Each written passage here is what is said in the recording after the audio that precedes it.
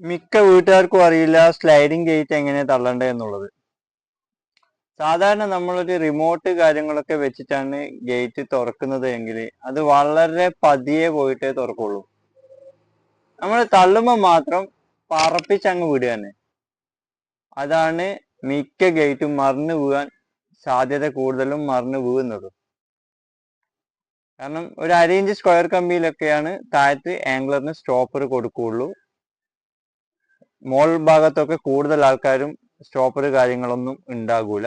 അഥവാ ഈ 1/2 ഇഞ്ച് കമ്പിന്റെ മുകളിൽ നിന്ന് സ്ലിപ്പായാൽ മേലയിൽ എന്തെങ്കിലും ഒരു പിടുത്തോ കാര്യങ്ങളോ ഉണ്ടെങ്കിൽ അതിൽ പോയി തങ്ങി വെക്കാൻ വേണ്ടിയിട്ട് നമ്മൾ ഫ്രണ്ടിൽ ഒരു ഹാൻഡിലും ഉണ്ടാവും, ബാക്കിൽ ഒരു സ്റ്റോപ്പറും കൊടുക്കാറുണ്ട്. മിക്ക ആൾക്കാരും അങ്ങനെ കൊടുക്കലൊന്നുമില്ല.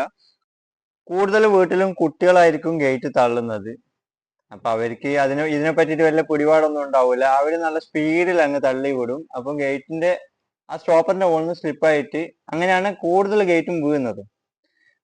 ഒന്നുകിൽ കുട്ടികളെ കൊണ്ട് തള്ളിപ്പിക്കാണ്ടിരിക്കുക, അല്ലെങ്കിൽ അവർക്ക് കാര്യങ്ങൾ പറഞ്ഞു കൊടുക്കുക മെല്ലെ തള്ളാൻ വേണ്ടിയിട്ട്. ഇനിയിപ്പോ നിങ്ങളാ തള്ളുന്നുണ്ടെങ്കിലും അതേപോലെ പതിയെ തള്ളുക.